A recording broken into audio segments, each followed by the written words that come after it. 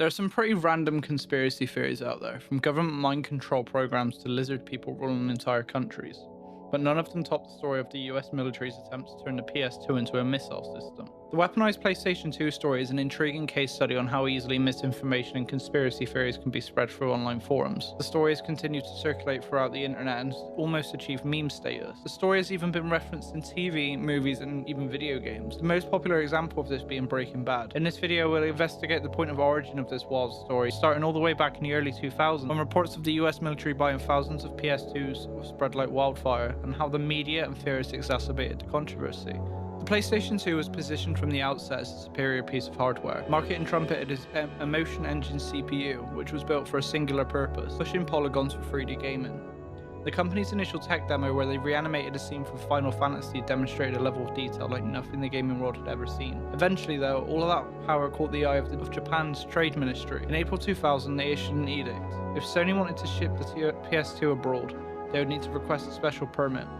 The law as written required any exporter who wished to ship hardware of potential military applications worth more than $472 outside of the country had to obtain permission from the government, or they could face up to 5 years in prison. And with a price of $376, that meant any kind of bulk shipments would therefore be illegal. Sony applied for a special export permit to get its brand new console out to the rest of the world. However, a few countries ended up being completely blacklisted.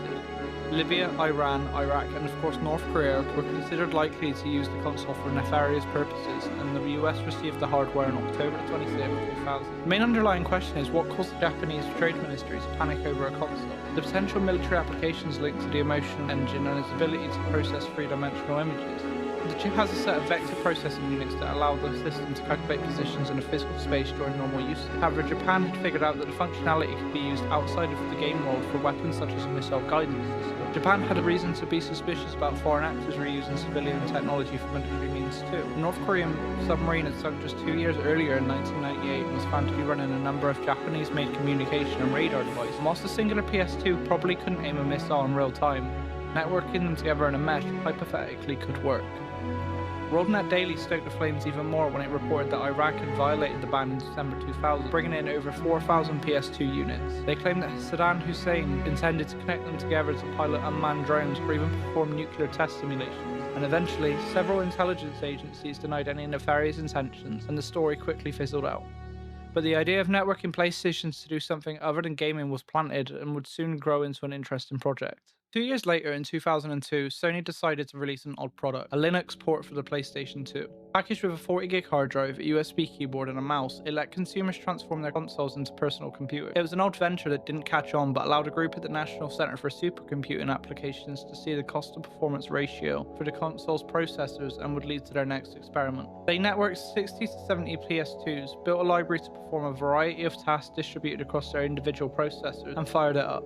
It worked, but it didn't work particularly well. A few baked-in hardware bugs caused it to require rebooting regularly, and the team that abandoned the Frankenstein computer and quickly moved on to other ideas and projects. That wasn't the end of the project though.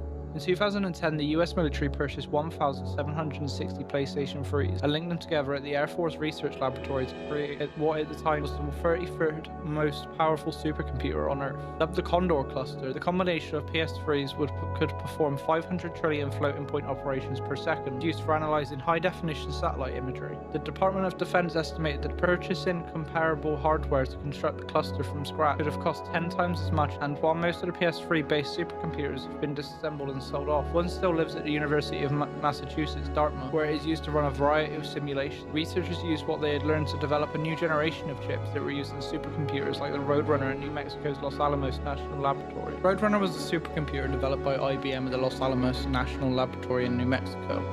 This hybrid supercomputer cost $133 million to develop, and in 2008, Roadrunner became the first computer to break what had been called the petaflop barrier, the ability to operate at a rate of 1,000 trillion floating point operations per second, or flops, which is a crucial measure of computing power and speed. And since 2008, other supercomputers built by IBM and other compute companies have hit the petaflop mark. However, Roadrunner remains well known as the first supercomputer to do so. Despite its visionary status as a powerful supercomputer, the Roadrunner was decommissioned in 2013 due to its low energy efficiency.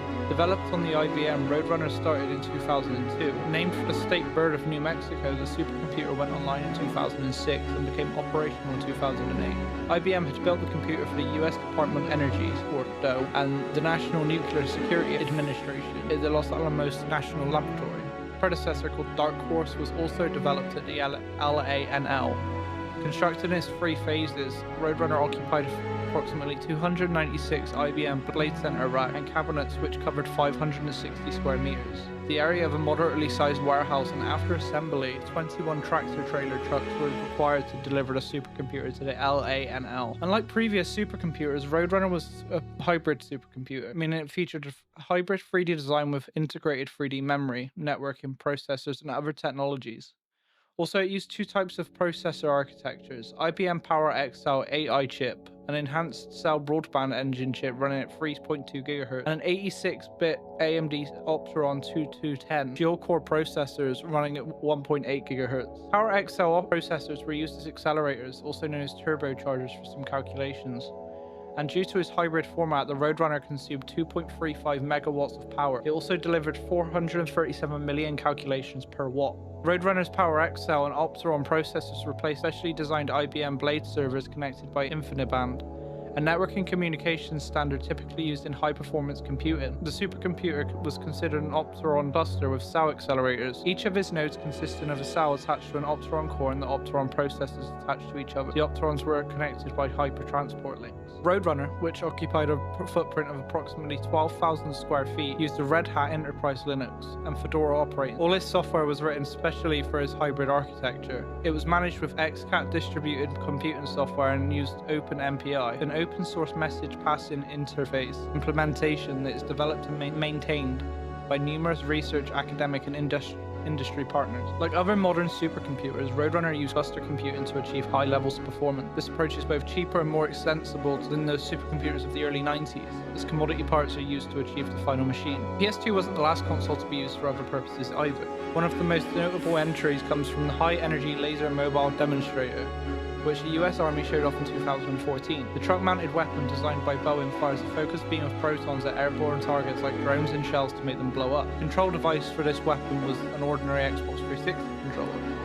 Boeing chose the twin analog USB input method because it thought soldiers would already be familiar with it and would require less training. Even Nintendo, the most gentle and benign of the game companies, saw its technology co-opted by the government. In 2008, a report circulated that the US Department of Energy had hacked the bomb disposal droid called Hackbot so that it could be controlled by a motion-sensitive Wiimote. Scientists claimed it is more intuitive to use gestural controls to guide the machine rather than the control system.